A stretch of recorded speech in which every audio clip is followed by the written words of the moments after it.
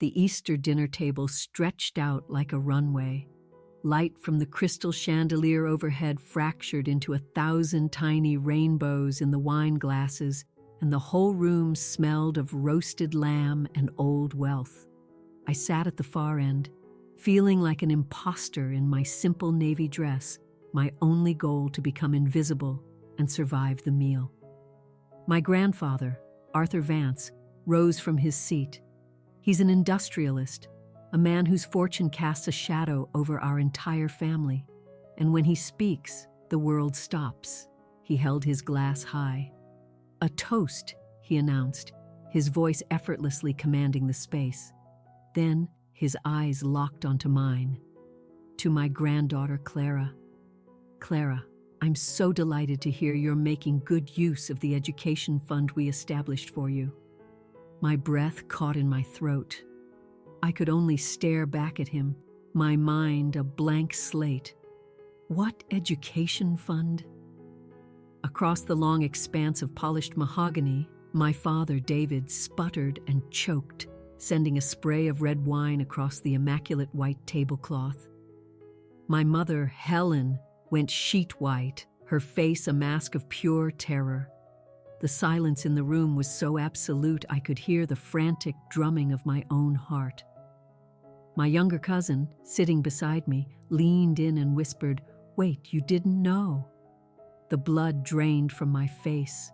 In that one suspended moment, the opulent, warm room turned ice cold, and I knew, with a certainty that chilled me to the bone, that my entire life was built on a lie. Before we get into what happened next, please take a moment to like this video, subscribe to the channel, and let me know in the comments where you're watching from around the globe. My cousin's whisper, "Wait, you didn't know?" seemed to hang in the air like smoke, but I couldn't form a reply. I was frozen, my gaze fixed on the three people who had been the center of my universe. My father, frantically dabbing wine from his shirt.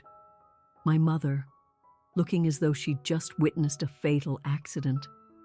And my grandfather, his expression shifting from pride to profound confusion. I should have seen it coming. Some part of me always knew something was fundamentally wrong. I was the perennial outsider at this glittering family spectacle. I felt it from the second we arrived. The car ride over was always a masterclass in tension. My dad's hands were clenched on the steering wheel of his brand new luxury SUV, the one I was forbidden from even touching. My mom, in the passenger seat, meticulously refreshed her lipstick using the visor mirror. "Clara, for heaven's sake, try to look pleasant," she'd said without looking at me. "Your grandfather can't stand a gloomy face." "I'm not gloomy," I murmured. "And don't bring up that job of yours," my father added, his voice sharp. "It's humiliating." My job was at the campus coffee shop. It was loud and smelled of burnt espresso, but it paid for my groceries. Before that, I'd worked the late shift at a pizzeria, a job whose scent of garlic and grease seemed permanently embedded in my hair. My parents loathed that job even more. It was beneath our family, they said, but they never once offered to help me financially. We pulled up to the estate. It wasn't a house. It was a compound. A set of iron gates swung open, and we proceeded down a long, winding driveway that snaked past manicured lawns and stone fountains, now dormant for the season. It had the cold, imposing beauty of a museum. I stepped out of the car, smoothing down my navy dress. I had found it at a nice consignment shop and paid $12 for it. That morning, I'd felt a small spark of pride in my find. Now, standing on the grand marble entryway, I just felt cheap. My mother was sporting a new designer handbag. My cousin, who rushed out to greet us, was wearing a watch that probably cost more than my entire apartment's security deposit. "Clara, you made it!" my aunt exclaimed, planting a kiss somewhere in the air beside my head.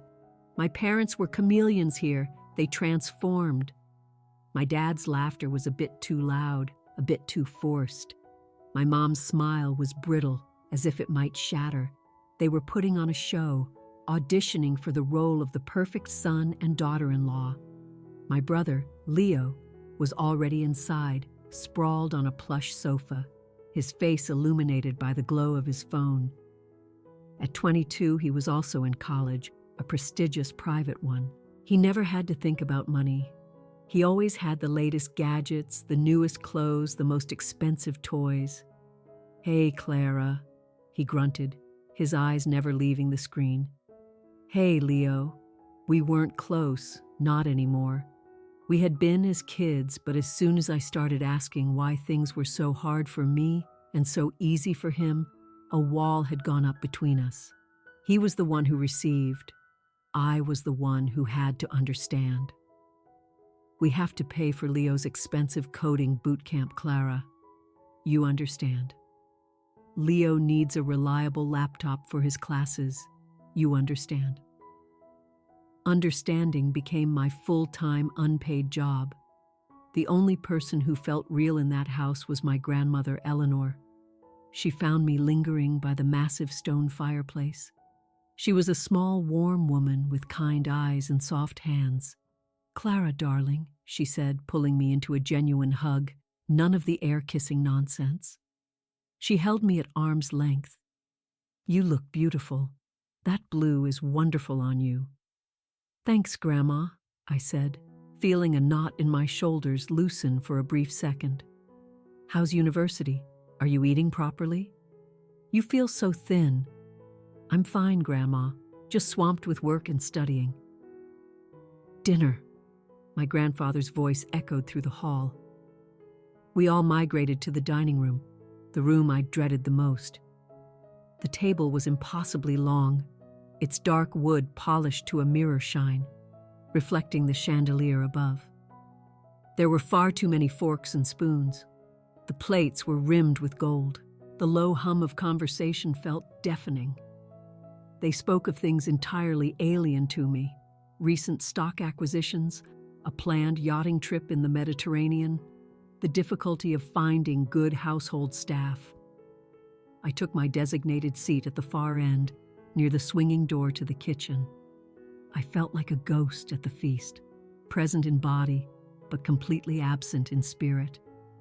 I was just David and Helen's daughter, the quiet one, the one who didn't quite belong. My parents, like everyone else, watched my grandfather, gauging his every mood. They laughed at his jokes and nodded solemnly at his pronouncements. In this family, affection seemed to be a currency, traded for gifts and approval. I was perpetually bankrupt. I just wanted the meal to be over so I could retreat to my tiny, drafty apartment, where I could be myself, eat instant noodles, and study for my exams in peace. I placed my napkin on my lap and instinctively reached for the wrong dessert fork. I saw my mother's subtle frown of disapproval and quickly corrected myself, my face burning with shame. I was so consumed with trying to be invisible that I never saw the toast coming. I never saw my grandfather get to his feet. I never saw him smile at me, not until his voice sliced through the room and pinned me to my chair. To my granddaughter, Clara, "I'm so delighted to hear you're making good use of the education fund we established for you." And in that moment, in my $12 dress at the forgotten end of the table, I finally understood. I wasn't just the outsider, I was the mark. The room was deathly still. My dad's spilled wine on the tablecloth looked like a fresh wound. My grandfather was still on his feet, glass raised, but his smile was faltering as he registered the look on my face. My expression was a blank canvas of shock. I couldn't form words. "Clara?" he asked, his voice softer now. "Did you not hear me?" My dad, David, let out a strained, unnatural laugh. "Dad, really, let's not get into finances at the table. We're having a lovely meal." "What is the meaning of this?" Arthur demanded, his gaze fixed on me. Not my father.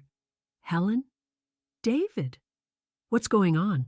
I finally found my voice, though it came out as a bare whisper. What fund? My grandfather set his glass down. The small, sharp sound echoed like a gavel. The trust fund, he said, as if explaining something painfully obvious. The one your grandmother and I set up for you when you were born. A brokerage account for your education. Your parents were named as the trustees, tasked with managing it until you turned 21. He swiveled his head to face my father. David, you assured me she was using it. You told me it was covering all of her tuition. My head felt light, dizzy.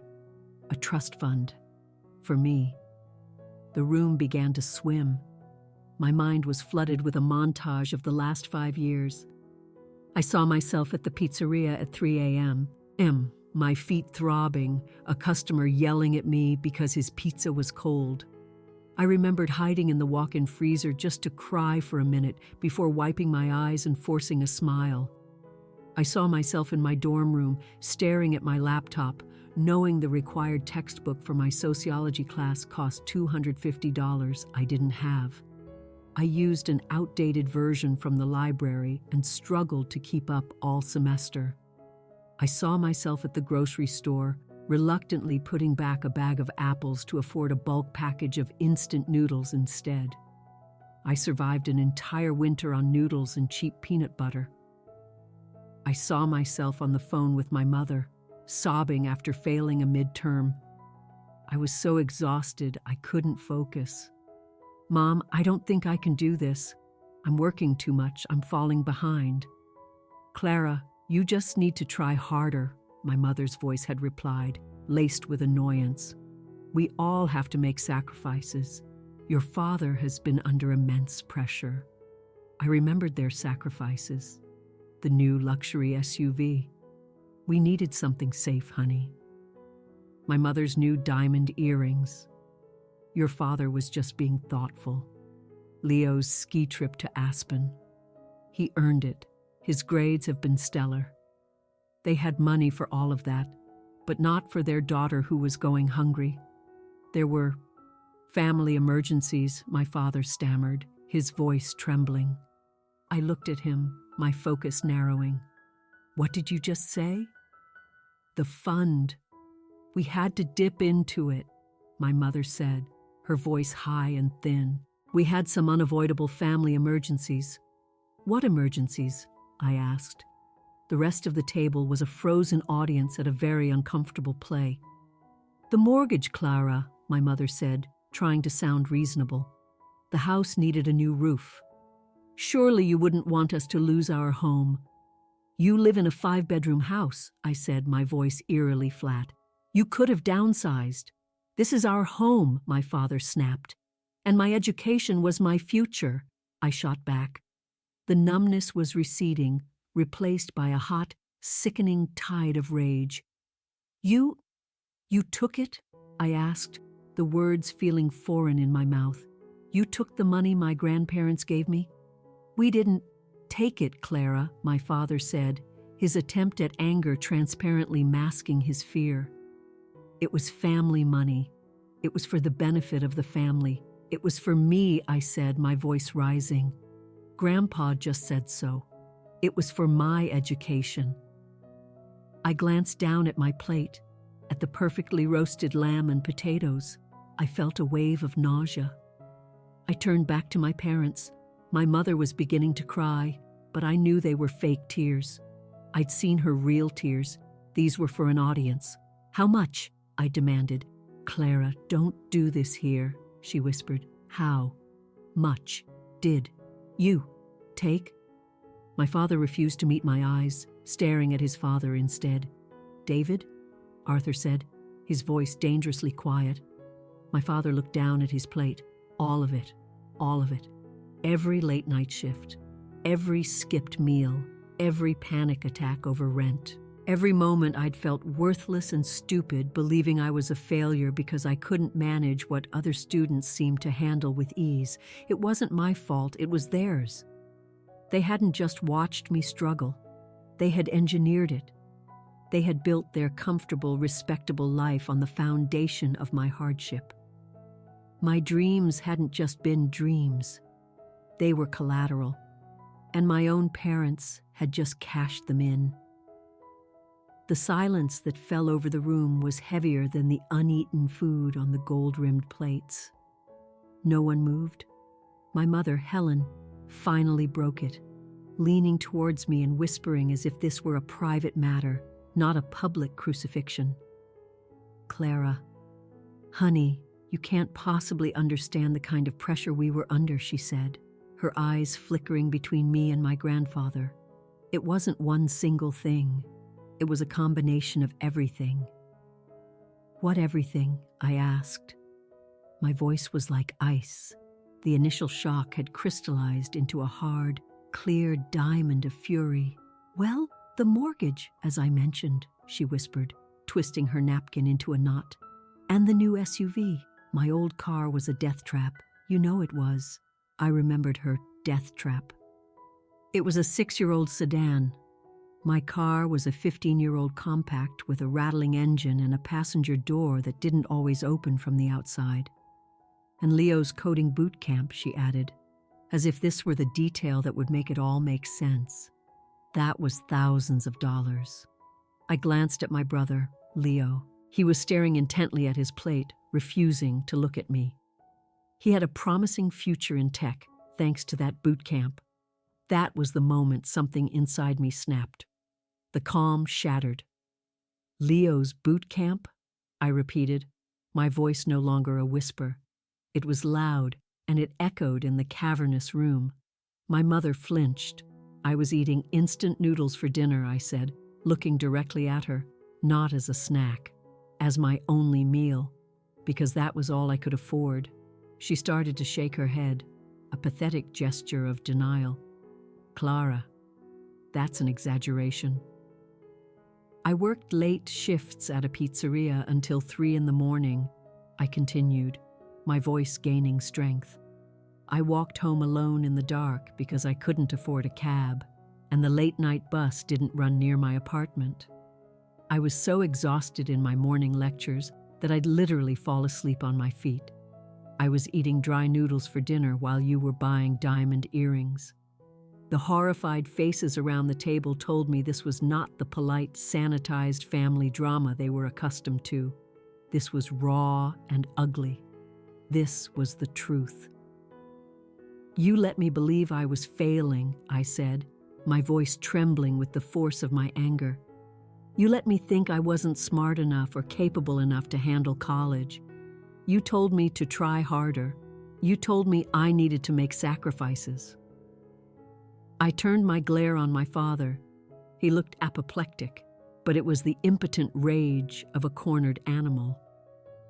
"You are being ungrateful," he hissed. "After everything we've given you. You gave me nothing," I shot back. "You stole from me. You stole my education. You stole my peace of mind. And you stole 5 years of my life. David."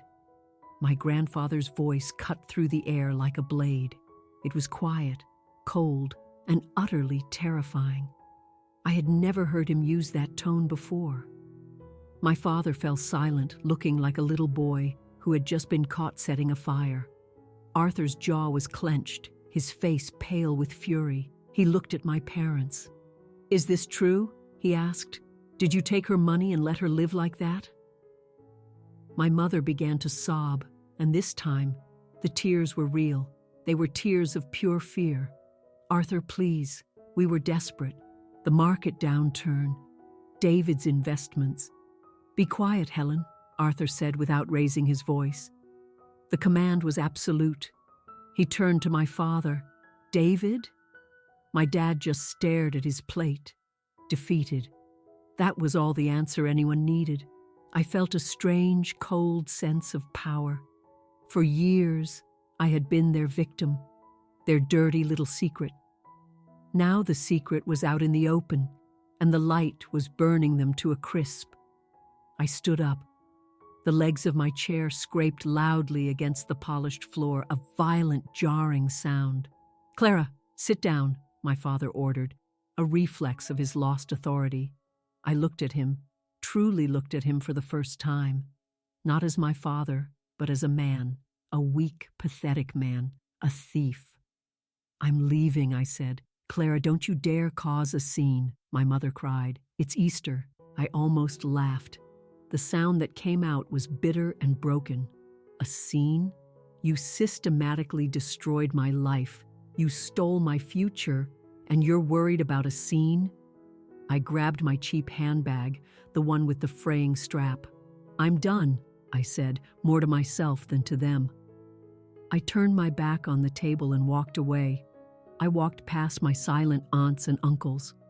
I walked past Grandma Eleanor, whose eyes were filled with tears. I walked through the massive, echoing front hall. I didn't run. I walked with a deliberate, steady pace. I didn't cry, not yet. I just felt empty, hollowed out. I pulled open the heavy front door, stepped out into the crisp spring night, and I did not look back. The drive home was a fog. My hands shook on the steering wheel of my rattling old car, its familiar noises suddenly grating and loud in the oppressive silence. The festive lights on other people's houses blurred together, and I couldn't tell if it was from the wind or the tears that were finally starting to form. I found my usual parking spot 2 blocks away from my building and made the cold walk. The wind whipped through my thin jacket. I lived in a small, 1-bedroom apartment with a clanking radiator and drafty windows, but it was mine. I had paid for every inch of it, or so I had thought. I fumbled with the 3 separate locks on my door, stepped inside, and left the lights off. I just stood there in the darkness, dropping my keys and bag onto the small entryway table. I slipped off my shoes. The $12 dress felt like a cheap costume. I made my way to the kitchen and leaned heavily against the counter. And that's when the dam broke. It wasn't a loud, dramatic collapse. I didn't scream or throw anything. I just slid down the side of the kitchen cabinets until I was crumpled on the cold, cracked linoleum floor. I pulled my knees to my chest, wrapped my arms around them, and I wept. The tears were hot and they burned, a release for everything. For the girl who had meticulously calculated her grocery budget down to the last cent. For the girl who had walked home alone in the middle of the night, more afraid of missing a shift than of the shadows in the alleys. For the girl who had received a C- in a class because she couldn't afford the required textbook. They were tears for the lie. My entire life, my entire relationship with my parents had been a grotesque lie. They didn't love me. They couldn't have. Love isn't this. Love doesn't stand on the shore and watch you drown while holding a life raft. They hadn't just taken money. They had stolen my trust, my sense of security, my very past. Every memory I had of them was now tainted.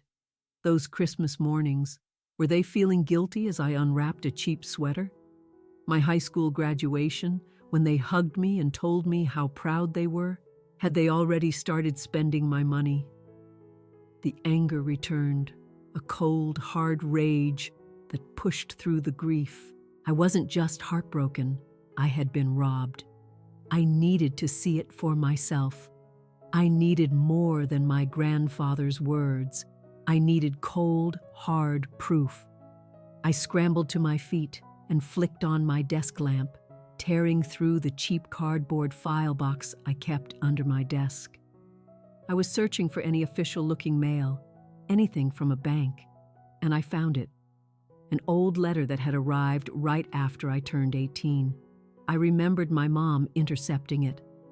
"Oh, it's just a formality, honey," she'd chirped. "About that account your grandpa set up. It's all very complicated. I'll take care of it." And I had trusted her.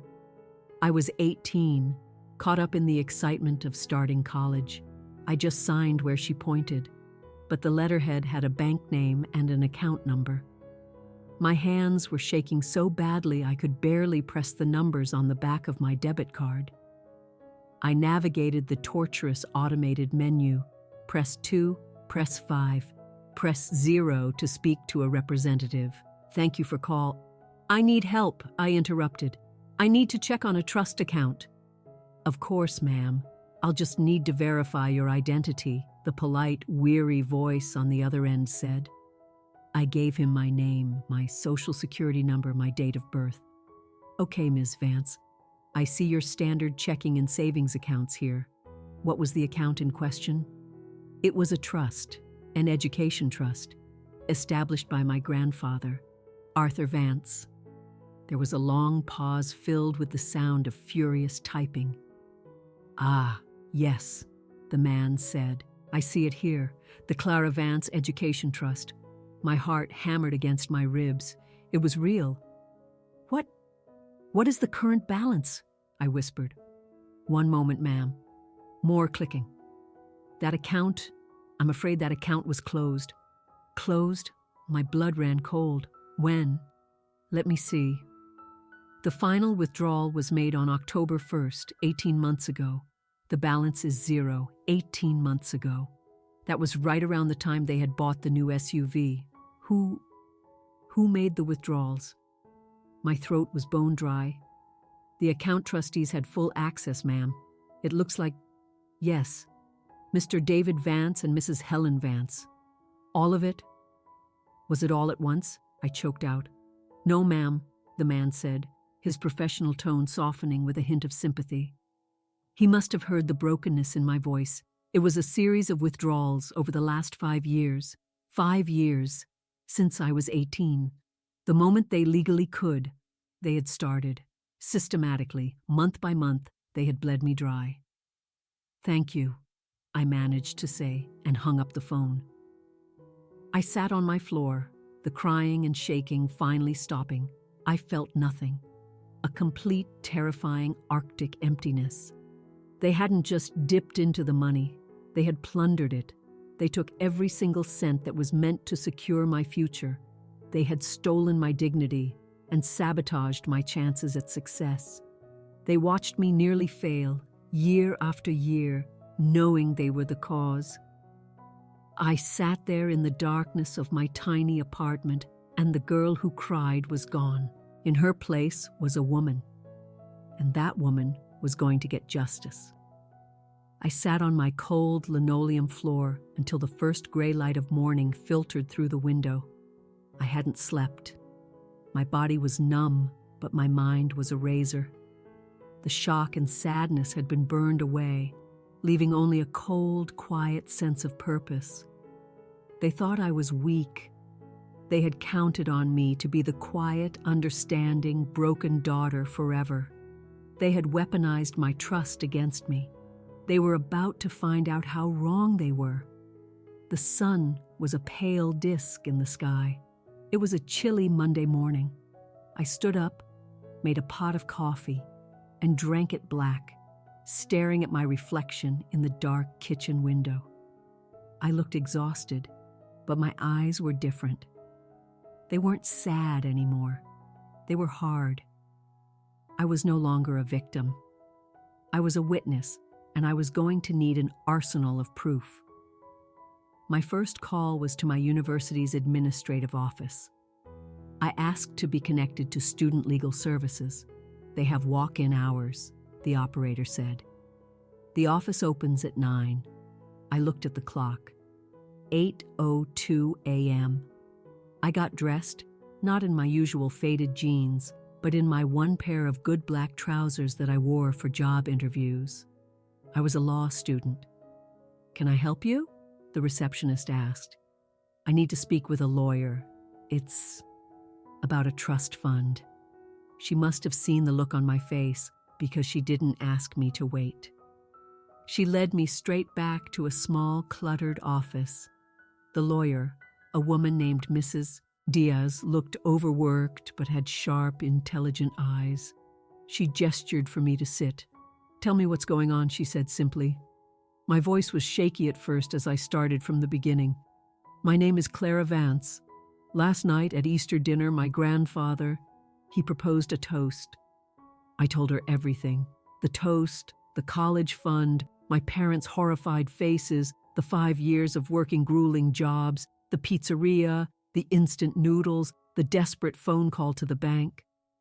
Mrs. Diaz listened without interruption, her pen flying across a yellow legal pad, her pen strokes looking angry on my behalf. When I finished, I was breathless, as if I'd just run a marathon. She set her pen down and looked at me for a long moment. "Miss Vance?" "Clara," she said, her tone direct. "What you've described isn't a family misunderstanding. It isn't dipping into an account."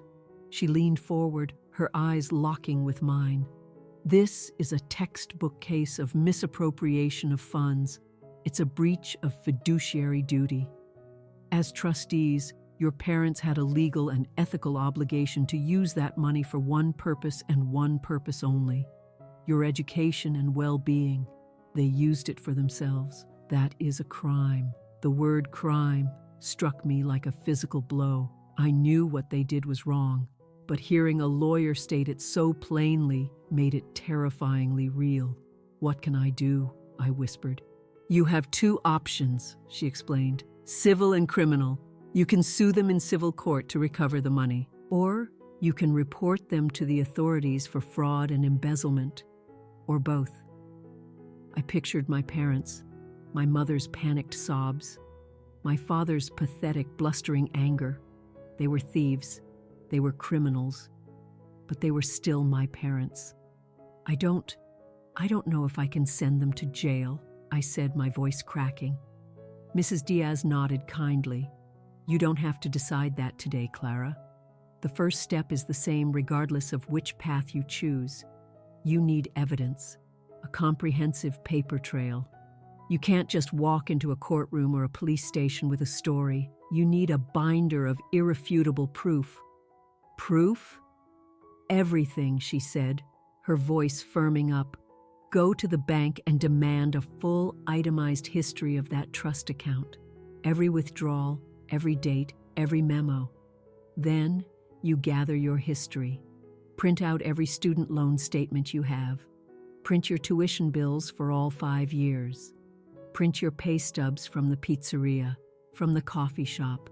Get your old credit card statements. Show where you paid for textbooks, for rent. You need to construct a perfect, crystal clear picture. You show their spending right alongside your suffering." Her words were a blueprint. I had a mission. "Can you get those documents?" she asked. I nodded, my resolve hardening. "Yes." "Good," she said, scribbling her email address on a card. "Start with the bank. Call me if they give you any trouble. And Clara, be careful. Do not tell your parents you are doing this. Don't speak to them at all. As of right now, they are not your family. They are the opposing party." I walked out of that office feeling an inch taller. I was no longer a victim. I was an investigator. That same afternoon, I went to the bank's main branch downtown. I sat across from a stern-faced bank manager. I was calm, polite, but firm. I presented my ID and the trust account number. "I am the sole beneficiary of this trust," I stated. "I have reason to believe the funds were misappropriated by the trustees. I require a complete account history from its inception to its closure." The manager shifted uncomfortably. "Ma'am, typically the trustees are the individuals I am investigating," I said, my voice like steel. "I am the beneficiary. The money was legally mine. I have a right to these documents." He saw the look on my face and knew I wasn't leaving without them. He disappeared into a back office.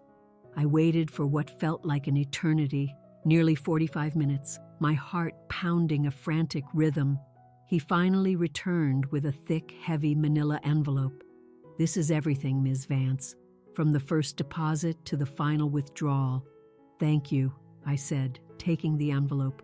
It felt as heavy as a tombstone. I didn't open it there. I took it home, locked my 3 locks, and sat at my desk. I took a deep breath and opened it, and I saw the full extent of the rot. Page after page, the first deposit, From my grandfather, $100,000. I stopped breathing. I'd never seen a number that big associated with my name. More deposits followed. Every year on my birthday, $20,000, $30,000. The grand total was over $300,000. I felt sick to my stomach. This wasn't just a college fund. This was a life, a down payment on a house, a future free from worry. It was everything. Then came the withdrawals. They started the week after my 18th birthday, a $5,000 withdrawal. The memo line, written with my father's arrogant confidence, SUV down payment, $500. Leo, orthodontist, $7,000. Mortgage payment, $3,500. Aspen accommodations. That would have been Leo's ski trip. It went on and on for 5 years. They had bled it dry, using it for fancy dinners, new clothes, country club dues, even for gasoline. They had treated my future like their personal slush fund. The final withdrawal was 18 months ago, $15,000. The memo line just said, final. It was all gone. I didn't cry.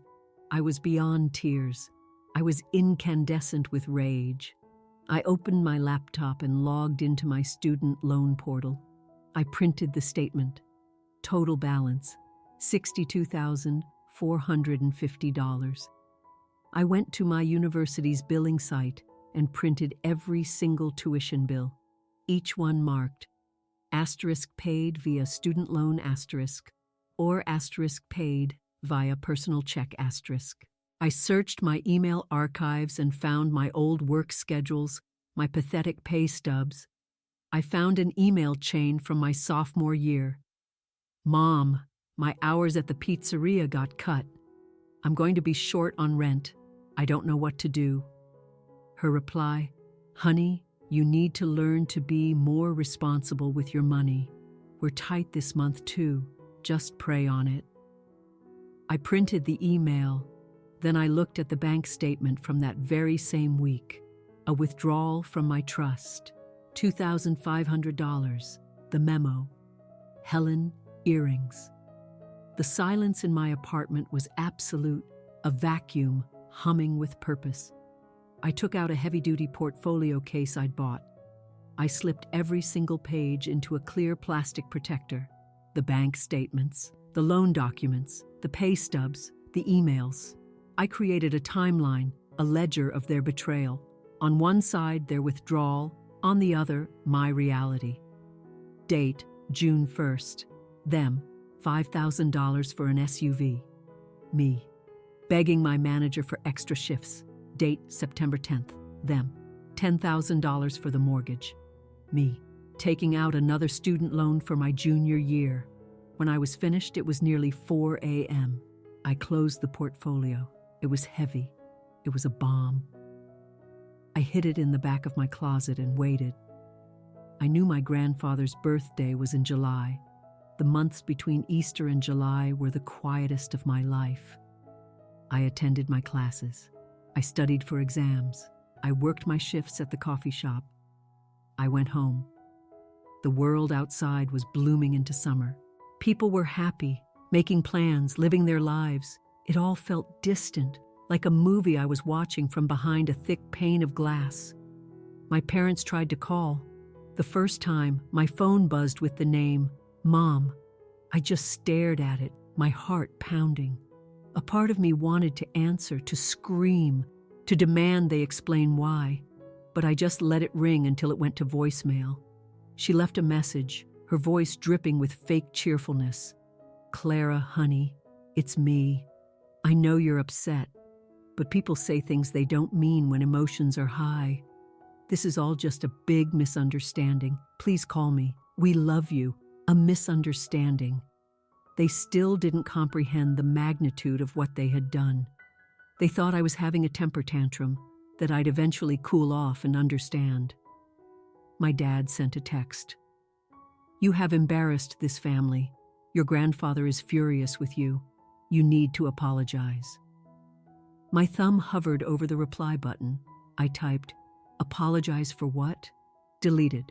I typed, "You are criminals." Deleted. In the end, I simply blocked both of their numbers. Leo never reached out, not once. The silence from him was the most damning of all. I aced my final exams. It was astonishing how well you could perform academically when you weren't crippled by constant anxiety about your next meal. A week before my grandfather's birthday, my phone rang. It was an unfamiliar number. I hesitated, then answered. "Hello?" "Clara," it was my grandfather. His voice was deep and formal.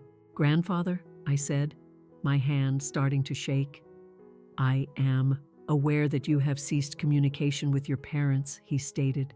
"Yes." A long pause. "Your grandmother and I would like you to attend my birthday dinner." I froze. "Go back there? To that house? To that table?" I don't think I can do that," I said, my voice small. "I am not asking you to come for them," he said, his tone sharp. "They will be there, that is a fact. But this is not about them. This is about you and your grandmother. She wants to see you.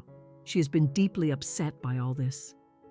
I thought of Eleanor, her kind hands, the only person in that family who had ever offered me unconditional warmth.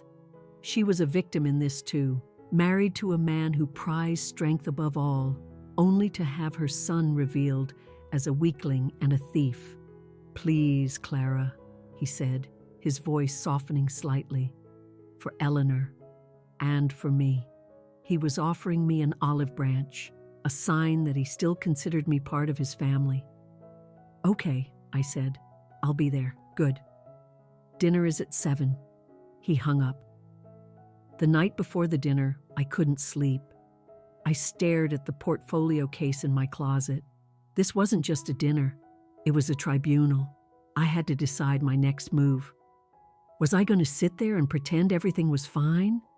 Was I going to cause another scene? I thought about what Mrs. Diaz had said. They are the opposing party. I thought about my dad's text. "You need to apologize." They still believed they held all the power. They thought their status as parents granted them immunity. I pulled the portfolio from the closet and placed it in my old, worn backpack. I was not coming to dinner. I was coming to a trial. On the day of the party, I drove myself. I parked my beat-up old Honda next to my father's gleaming luxury SUV. The juxtaposition was almost poetic. I walked up the marble steps, deliberately wearing the same $12 navy dress. I wanted them to see it. I wanted it to be a symbol of everything they had ignored. I rang the bell. Grandma Eleanor opened the door, her eyes looking tired and red-rimmed. She pulled me into a fierce hug. "Oh, Clara," she whispered, "I'm so glad you came." "Me too, Grandma," I said, hugging her back tightly. I walked into the house. It was decorated for a party, with flowers and soft music. The smell of expensive catering filled the air. It was a beautiful, perfect facade, a glittering wrapper on a box of poison. I saw them immediately, standing near the fireplace. My parents. They looked haggard, as if they hadn't slept properly in months. When my mother saw me, she attempted a smile. It was a grotesque, stretched, desperate thing. "Clara," she began, taking a hesitant step toward me. I just looked at her, my face a blank mask, and said nothing. I just stood there, my hand gripping the strap of my backpack. She stopped. My father just glared, clutching a glass of whiskey. He was angry that I held his secret. The rest of the family was there. Aunts, uncles, cousins. They all knew something major had happened at Easter. They were all watching us, the air thick with unspoken tension. My grandfather, Arthur, emerged from his study. He gave me a curt nod. "Clara, thank you for coming." "Grandfather," I replied. "Dinner is served," Eleanor announced, her voice straining for cheerfulness. We moved to the dining room. The same table, the same crystal, the same gold-rimmed plates. But this time, my grandfather directed me to a new seat. I wasn't at the far end of the table anymore. I was sitting directly across from him, placed squarely between my mother and father. They were forced to look at me. The meal was excruciatingly silent. People made feeble attempts at small talk. "So, Leo, how are the new classes?" an uncle asked. "Fine," Leo mumbled, his eyes glued to his plate. My mother tried to pass me a dish. "Clara, some asparagus?" "No, thank you," I said politely. I ate my food calmly. I was not the scared girl from Easter. I was a woman with a 10-pound bomb in the backpack under her chair. Finally, my father couldn't stand it any longer. He'd finished his whiskey and was well into his second glass of wine. He pushed his chair back and stood, raising his glass. The entire table tensed. "I'd like to propose a toast," he said, his words slightly slurred. He was looking directly at me. "This has been a challenging year," he began. "We've faced some trials. There have been misunderstandings." He stared at me, his eyes a bizarre mix of pleading and anger. "But what's most important is family. What's most important," he repeated, "is sticking together, loyalty, and forgiveness." He was lecturing me. In front of everyone, he was painting me as the one who needed to forgive, the one who was tearing the family apart. He wasn't apologizing. He was demanding my silence. He sat down to a pathetic, scattered smattering of applause. I waited, letting the silence settle again. My mother was looking at me, her eyes wet. "Clara," she whispered pleadingly. I looked at my father. "You talk about forgiveness," I said, my voice clear and steady, cutting through the strained quiet. "You talk about loyalty." I reached down, grabbed my backpack, and lifted it onto the table, setting it beside my plate with a heavy thud.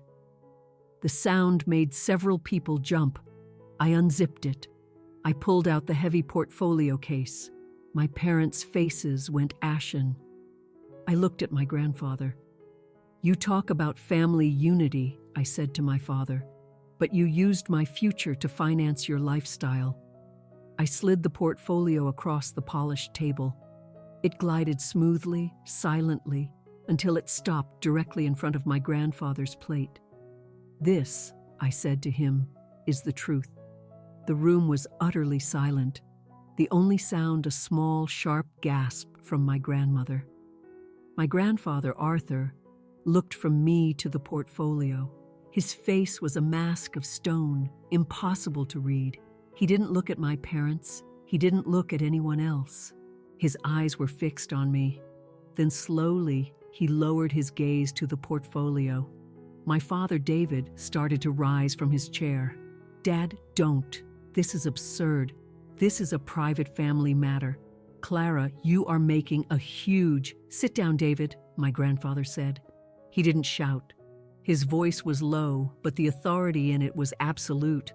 My father froze mid-motion, then sank back into his seat like a puppet with its strings cut. My grandfather opened the portfolio. He turned the first page, the original trust documentation. He turned the second, the first bank statement, showing the initial large deposit. He turned the third, the fourth. The room was held captive. We could hear every crisp turn of a page. Page. He saw the withdrawals begin. Page. He saw the memo lines: new SUV, mortgage, country club dues. Page. He saw the charge for the Aspen ski trip. I watched his face. He was a master of concealing his emotions, but he couldn't hide this. A dark flush crept up from his collar. His jaw was so tight I was afraid he'd crack a tooth. His knuckles were white as he held the papers. He wasn't just reading financial statements. He was reading the unvarnished story of my struggle. He was reading the chronicle of his own son's betrayal. He reached my section. He saw my student loan statement with its $62,000 balance. He saw my pay stubs from the pizzeria with their pitiful hourly wage. He saw the printed email I had sent my mother, begging for help with rent. And right next to it, he saw the bank statement from the very same day, showing her $2,500 withdrawal for a pair of diamond earrings. He stopped. He read that page 3 times. My mother knew. She knew exactly what page he was on. She let out a small, strangled noise, like a wounded animal. "Arthur, please," she whispered. "Please, you don't understand how it was." He held up a single hand, a sharp cutting motion. "Be silent." He slowly, meticulously closed the portfolio. He didn't look at me. He looked directly at his son. "You stole from your own daughter." It wasn't a question. It was a verdict. My mother exploded, the fake tears gone, replaced by raw, hysterical panic. "No, we didn't. It was our money. We were the trustees. It was a family account. We were going to pay it back. We just needed a little more time." "Time?" My grandfather's voice was dangerously low. 5 years? You let her work in a pizzeria? You let her go hungry? You let her sink into debt while you bought yourselves jewelry? My father finally found his voice, and he chose anger. It was the only defense he had left. "How dare you?" he shouted, pointing a shaking finger at me. "You bring this filth into my father's home? On his birthday? You are an ungrateful brat trying to destroy this family." "No, David," my grandfather said. "The family is already destroyed. You destroyed it." "Dad, please," my father begged, his anger collapsing into a pathetic whimper. "Please don't be like this. It's Clara. She's fine. She's in school just like we wanted. No real harm was done." "No real harm?" My voice was quiet, but it was the sharpest thing in the room. "No real harm?" I repeated, finally looking at my father. "I have nightmares about my bank balance. I have over $60,000 in student loans that I will be paying off for the next 20 years. I skipped so many meals I became borderline underweight. I almost failed my sophomore year because I was working 2 jobs and was too exhausted to study. You say no real harm?" I turned to my mother. "You told me to be more responsible with money on the same day you bought diamonds with my money." My mother buried her face in her hands and sobbed. "We can fix this," my father said desperately, his eyes on my grandfather, not me. "We'll pay her back. We'll start tomorrow. A little every month. Right, Helen?" My mother just cried. "Clara, honey," my father said, turning his attention to me, his voice oozing a fake, sweet sincerity. "Clara, we're your parents. We love you. You can't do this to us. We can fix this. Just take that book, and we'll all go home and talk about it." "It's too late for that," I said. My father's face contorted. "What? What do you mean?" "I mean, I'm not here to ask for the money back," I said, looking at my grandfather. "I'm not here to make a deal." A new, colder fear crept into my parents' eyes. "What did you do, Clara?" my mother whispered. "I've already filed a report," I said. The silence was absolute. My aunt dropped her fork, and it clattered on her plate like a gunshot.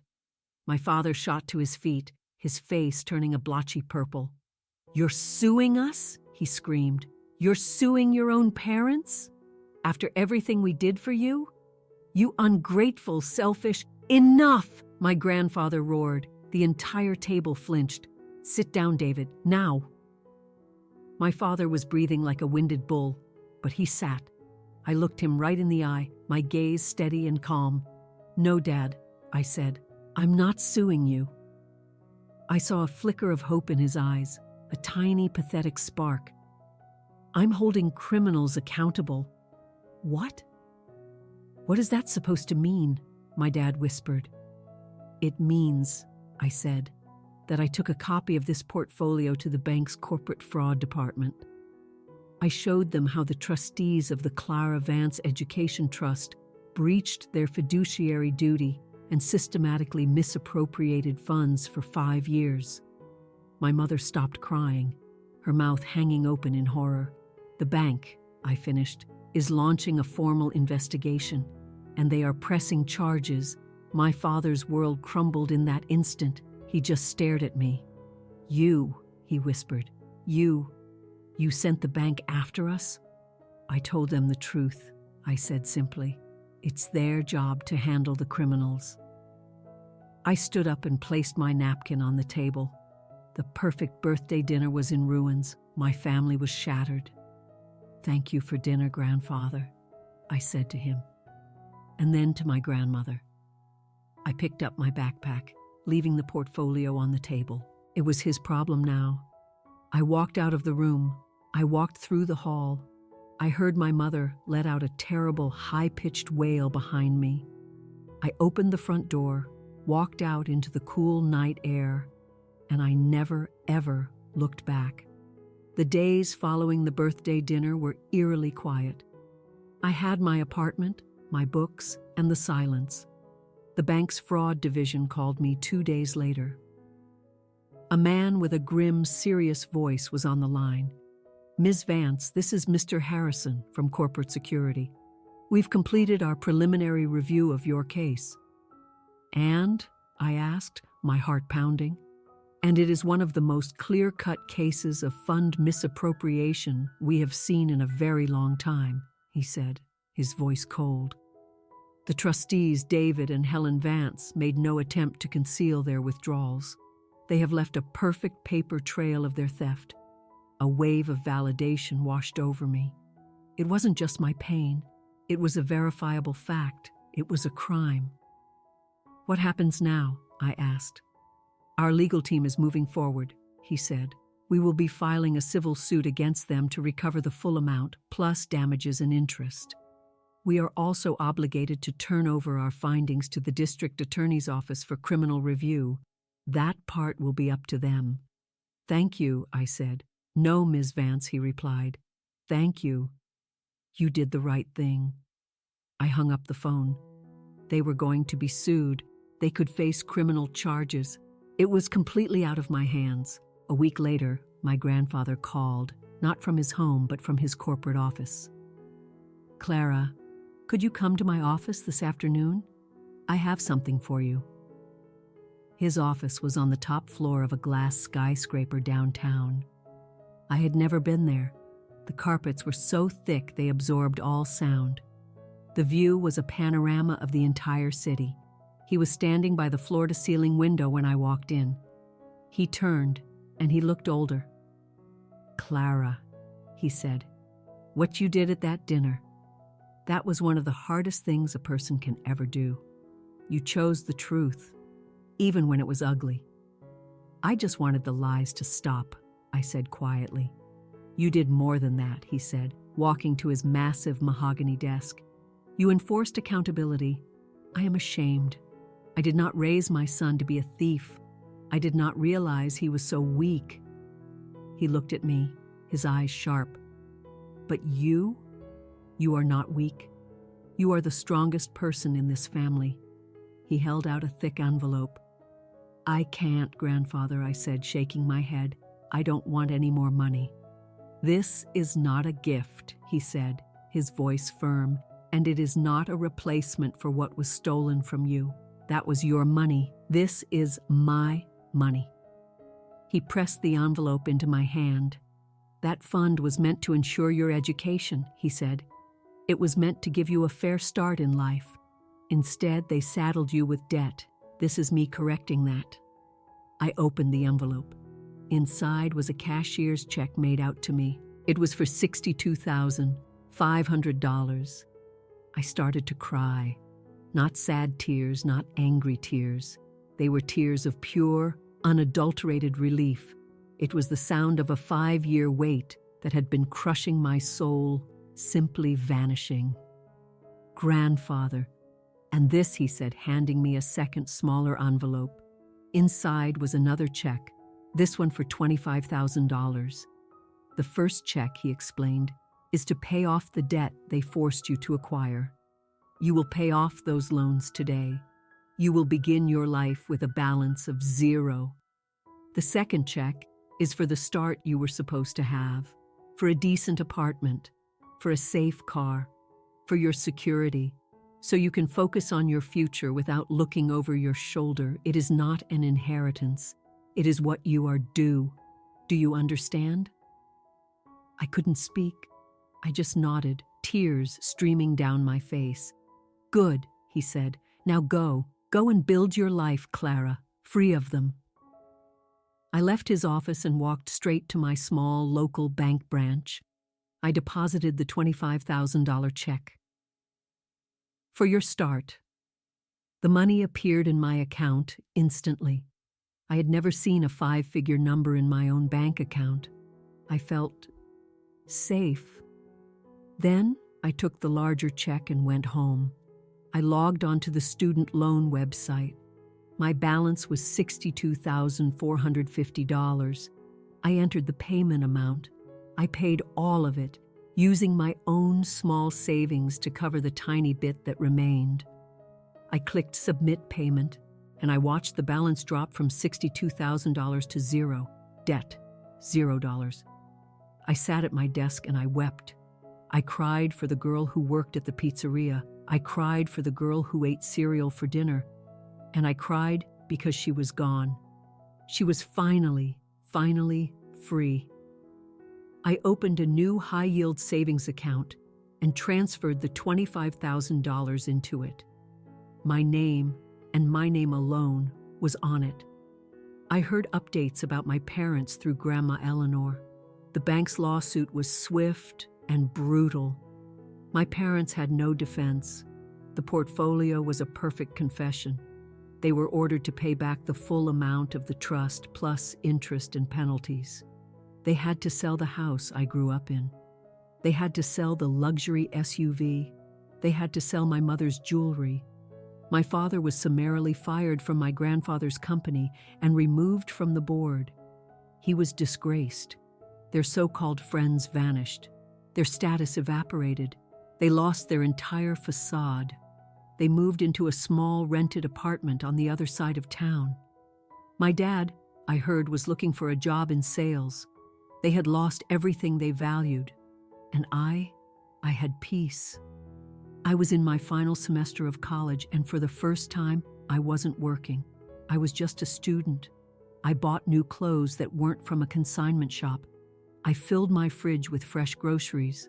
I slept 8 hours a night. I wasn't rich, I wasn't powerful, but I was free.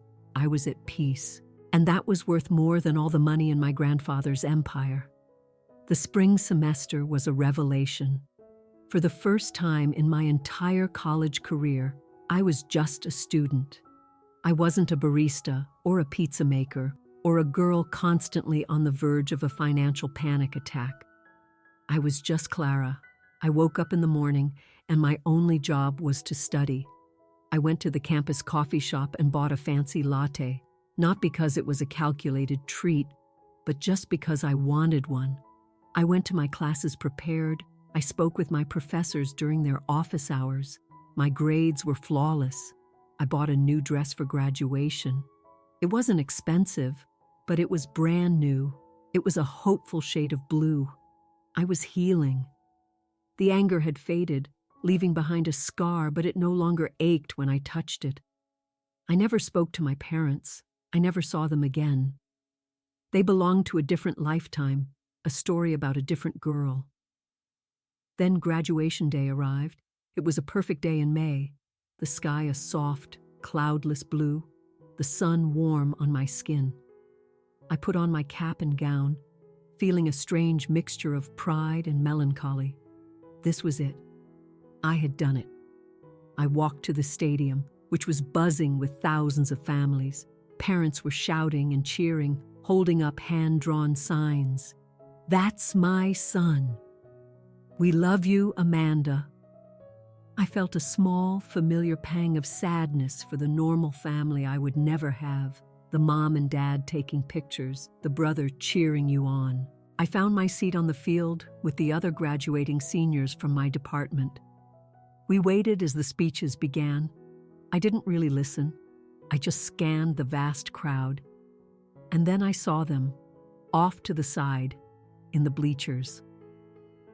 Grandma Eleanor was wearing a bright yellow dress and holding a small handmade banner that read, "Go Clara."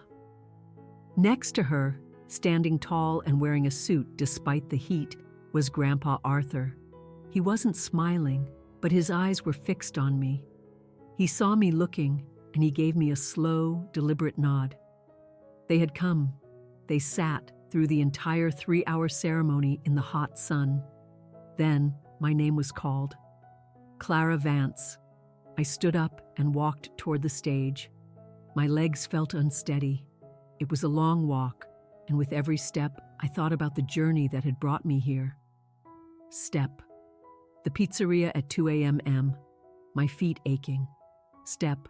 The cold apartment, the empty refrigerator. Step. The $12 dress. Step.